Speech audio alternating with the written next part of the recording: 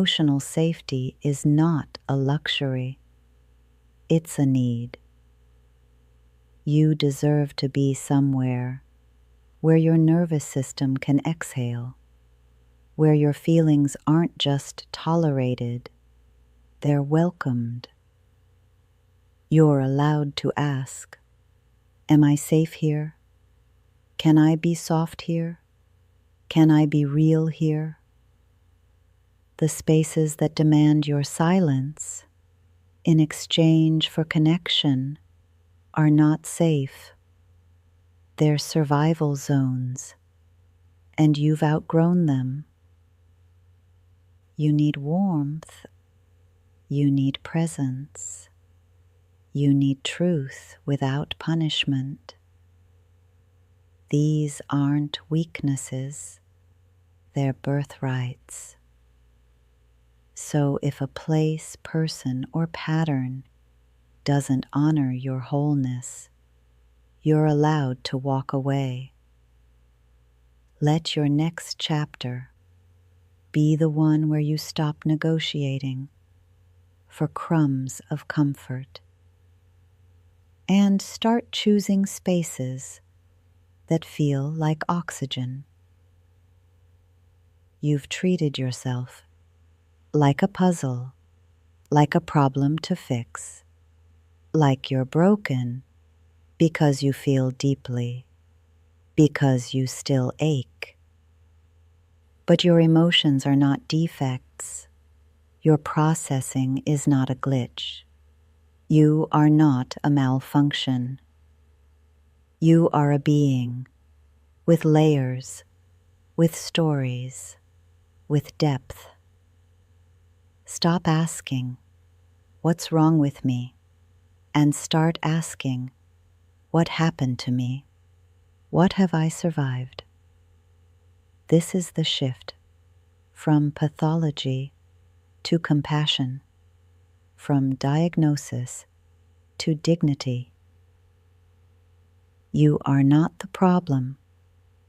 You are the one carrying the solution inside once someone finally listens. So today, let that listener be you. Let yourself be the space where no feeling gets shamed, where no part gets exiled. Because you are not here to be fixed. You are here to be held. And if that truth stirred something in you, Pastor Zion is waiting at 11 a.m. He doesn't tiptoe around pain. He meets it with fire, scripture, and soul. Let him remind you that faith and healing can live in the same sentence, that you don't have to choose between belief and emotion. He'll carry this thread forward. You just have to show up. Same grace, same truth, different voice. Somewhere along the path, you learned to suppress your needs, not because they weren't real, but because they weren't safe. Maybe love was conditional.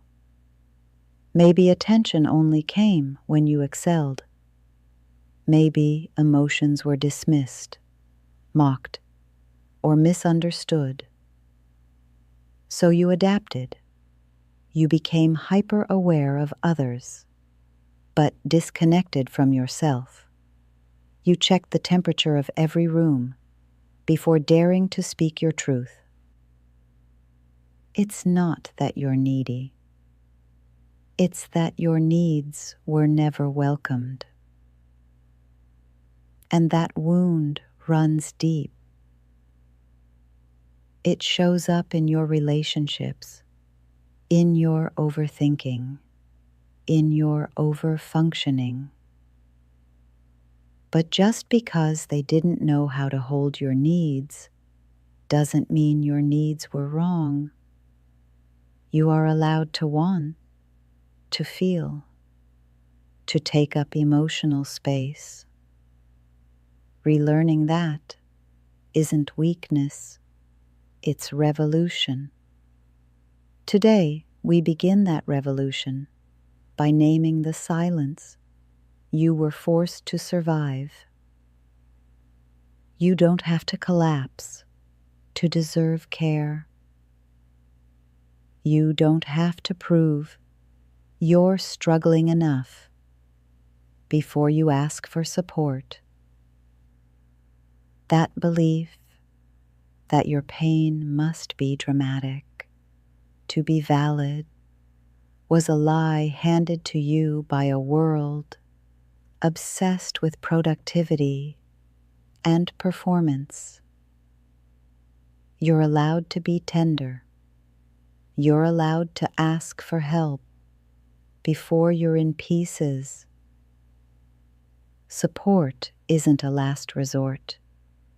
It's part of what keeps you whole. Let go of the pride that says you must do it all alone.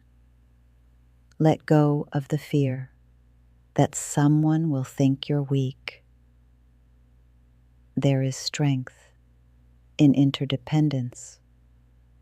There is wisdom in asking before you break. You are not a burden. You are a being worthy of gentleness. And every time you reach out, you rewrite the script that said silence was your only option. Disappointment is not petty. It's not dramatic. It's not weakness. It's a sign you were honest about your hopes and something didn't meet them. Maybe it was a friend who didn't show up, a parent who stayed emotionally distant, a partner who couldn't hold your truth. Disappointment lives in that quiet gap between what you longed for and what you received. It deserves to be felt, not rushed, not minimized, not swallowed in the name of maturity. You don't have to slap gratitude on a moment that let you down. You're allowed to grieve the version of love you were hoping for. Naming your disappointment doesn't make you ungrateful. It makes you human.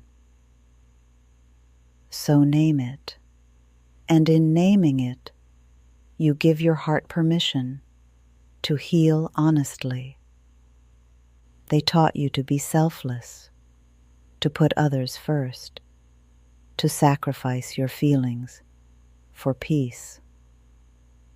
But in that script, you disappeared, and now it's time to return to yourself. Emotional needs are not flaws. They're signals, requests for connection, indicators that something sacred in you is calling out. Wanting to be seen is not needy. Wanting to feel safe is not dramatic. Wanting to matter is not selfish. You are not too much. You are not an inconvenience. You're a whole person with a nervous system, a heart, a longing to be known. You don't need to earn emotional support through perfection or performance. You're worthy of it because you exist. Repeat that to yourself until the lie unravels. You've been told directly or indirectly, that your emotions are too much, too messy, too disruptive. So you stuffed them down. You made yourself small. You learned how to cry silently, how to nod when you wanted to scream. But your feelings are not flaws. They're not problems to solve. They are data. They are signals. They are sacred. You don't need to sanitize your sadness or shrink your anger into politeness.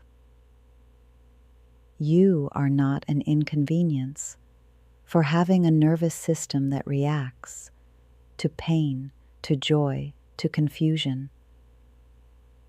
The people who made you feel too much were often not equipped to hold their own feelings, let alone yours.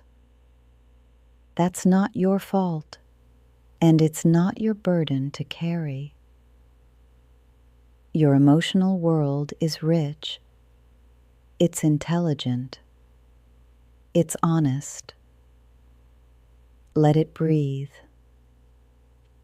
There is space for your feelings here, all of them. You don't have to justify your healing. You don't need to explain your boundaries. You don't owe anyone a PowerPoint presentation about why you're different now. Growth can be quiet. Healing can be personal.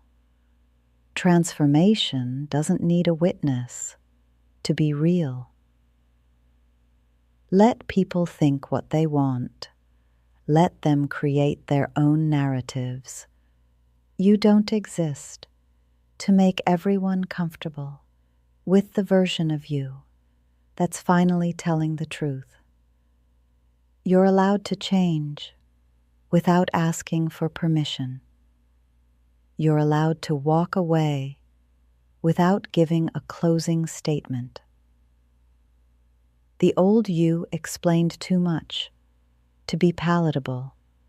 The new you prioritizes peace. And that is a holy shift. So the next time someone asks you to over-explain your self-respect, simply say, "I'm protecting my peace," and let that be enough. You stopped crying. You stopped reacting. You started saying, "It doesn't bother me anymore." But numb isn't the same as healed. It's just quieter pain. Pain that went underground. Pain that hasn't had the safety to speak. If your chest feels hollow instead of light, if your peace feels cold instead of calming, that might not be healing. That might be shut down. You deserve better than survival mode. You deserve a nervous system that's not constantly bracing for impact. Healing doesn't just mean not crying. It means feeling safe to feel. It means joy can live in your body without guilt. It means you can laugh again without waiting for the crash. So don't stop at numb. That's not your final destination. You're allowed to feel again, fully, freely, without fear. They told you to be grateful, to settle, to accept that this barely functioning life was good enough. But you were not born for burnout. You were not created to just get through it. You're allowed to want joy, not just relief, love, not just tolerance, peace, not just distraction. Asking for more isn't entitlement. It's alignment. It's you realizing that survival is the floor, not the ceiling. There's no gold medal for suffering in silence. There's no award for staying in places that drain your spirit. Wanting to thrive is not selfish. It's sacred. So, if you've been whispering, there has to be more than this, you're right. There is. And you're allowed to want it. You're allowed to reach for it. You're allowed to build it. There are needs you've buried, thirsts you've silenced, parts of yourself you pushed aside because someone once made them feel wrong. The need to be heard, the need to rest, the need to be nurtured, to be held without earning it, to be soft without apologizing for it. You were taught that certain needs were too much, that they'd make you needy, dramatic, selfish. But that was never true. They were just uncomfortable with your fullness. So you shrank. You internalized guilt for having normal human emotions. You mastered self-denial like it was a survival skill. But hear this, you don't have to abandon your needs to be worthy of love. Your need for tenderness, your need for consistency, your need for safety, they are not burdens, they are birthrights. So today, tend to them gently, patiently, like a garden that's been left too long without sunlight. Start watering the parts of you that have waited in silence. They're ready to grow. Your inner critic isn't your true voice, that harsh voice in your head, the one that calls you lazy, unworthy, not enough. That's not your intuition. That's not your truth. That's a recording, a loop, a ghost of someone else's fear. You weren't born doubting your value. You learned to. Somewhere between criticism and rejection, you started mistaking that voice for your own. But your true self speaks in a different tone, softer, wiser, kinder. It says, you're doing your best. You're allowed to rest. You are lovable even when you're not productive. That inner critic, it's trying to keep you safe by keeping you small. But you're not small. You're expansive. You're evolving. So when that voice gets loud, don't fight it. Just pause, breathe, and ask, who taught me this? Then return to the truth. And the truth is, you are already enough, as you are. If they make you feel guilty for needing reassurance, for wanting clarity, for asking for time or space or truth, that's not love. That's manipulation.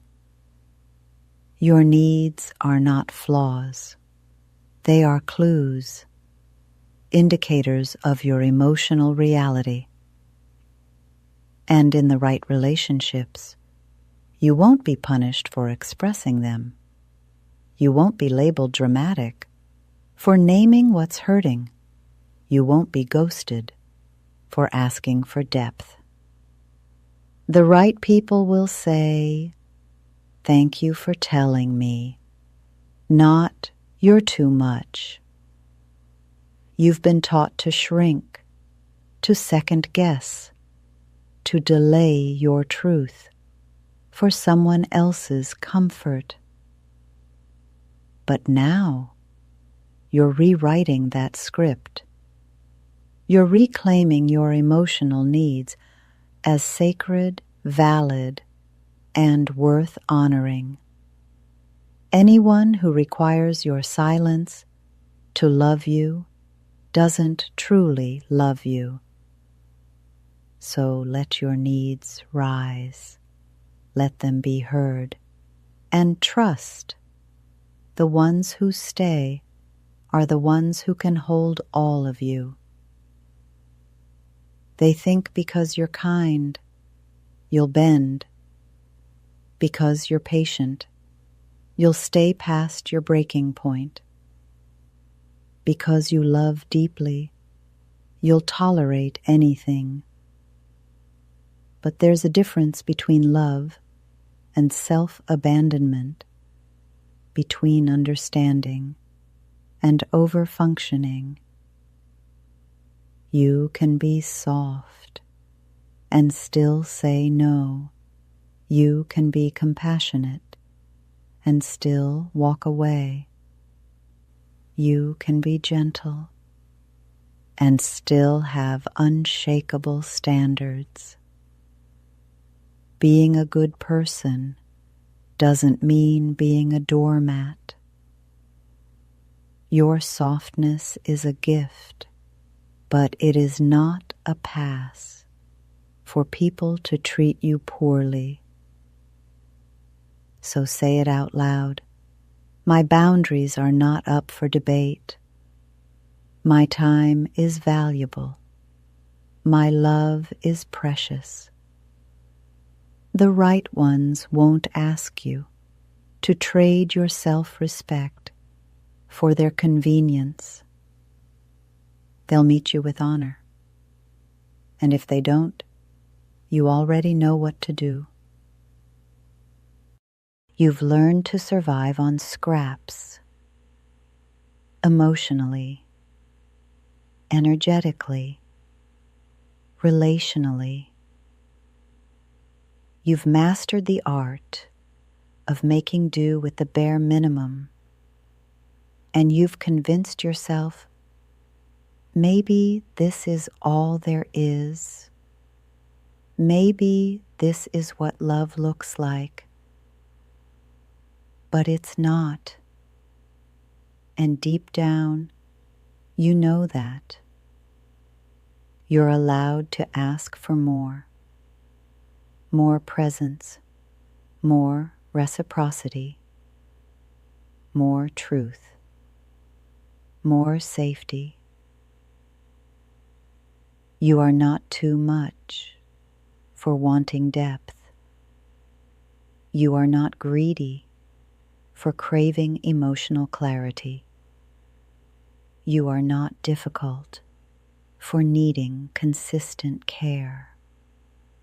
The bar has been set low for so long, you forgot what high standards feel like. But here's your reminder. You were never meant to beg for the bare minimum. You are worthy of abundance, in love, in attention, in support. So let this be the moment you stop making excuses for people who can't meet you. You are not asking for too much. You're asking the wrong people. They told you your feelings were excessive. Your empathy made you fragile. Your tears made you unstable. So you learned to hide it, to toughen up, to numb down. But let me offer another truth. Your sensitivity is sacred. It's not a flaw. It's your gift. You notice what others miss. You feel the undercurrents in a room. You anticipate pain before it speaks. That's not weakness. That's wisdom. In a world that rushes, you pause. In a world that ignores, you sense. In a world that numbs, you feel. That is power, not pathology. So stop apologizing for your softness. It's not your job to desensitize. It's your job to protect the beauty of your emotional depth. Sensitivity isn't the opposite of strength. It's the proof of it. And the right people will never use it against you. You've been so conditioned to prioritize everyone else's comfort that you abandoned your own truth. You said yes when your soul said no. You smiled when your spirit cracked. You silenced your ache because someone else needed you quiet. But what happens to the parts of you that never get voiced? What happens to the needs you constantly override? They don't disappear. They turn inward, into resentment, into burnout, into disconnection from self. That's the cost of emotional self-abandonment. But you don't have to live like that anymore. Today, you get to reclaim your emotional center. You get to pause and ask, what do I feel? What do I need? What boundary have I ignored? You get to listen to the parts of you that whisper, the ones that never got airtime. You are not too much. You are not selfish. You are not broken. You are coming home to yourself, and that home is sacred. Never silence it again. Some days you'll feel light, clear, strong. Other days the weight returns without warning. That doesn't mean you're failing. It means you're human. Healing doesn't happen in straight lines. It spirals. It loops. It revisits. You might think, I already healed this. But suddenly the wound is raw again. That's not regression. It's deepening. It's your system showing you another layer ready for love. You're not starting over. You're moving forward with more awareness this time. So offer yourself grace on the hard days. Celebrate the gentle days. And trust. Both are valid. Both are progress. You are not broken. You are breaking open. And everything opening is an invitation to meet yourself with compassion. Somewhere along the way, you internalized the lie that you're too complicated to love, too emotional, too intense, too much. But what if that wasn't truth? Just poor translation? What if your depth was simply foreign to those who only swim in shallow waters? You've been misunderstood, not unlovable, misread, not broken. Your complexity isn't a curse. It's a symphony of insight, intuition, and soul. You ask the questions that matter. You feel the things others ignore. You seek connection, not performance. That doesn't make you difficult. It makes you discerning. The right people will recognize your rhythm. They'll lean in, not away. They won't ask you to shrink. They'll expand to meet you. So stop twisting yourself into shapes to fit where you were never meant to be. You are not hard to love. You just haven't been fully seen. Your mind might forget, but your body never does.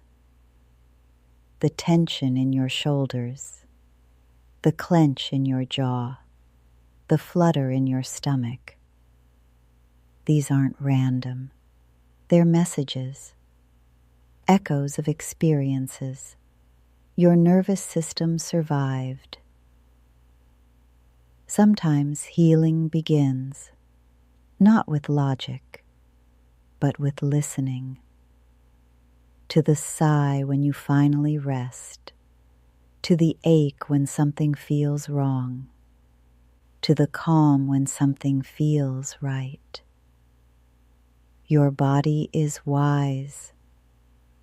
It has been storing truths you weren't ready to name, but you're ready now. Ready to ask, what are you trying to tell me? Ready to offer safety to the parts of you that have been on high alert for years. Trust what you feel, not just in your head, but in your chest, your gut, your breath. Healing is remembering, and your body is the first witness. You've spent so long trying to be strong,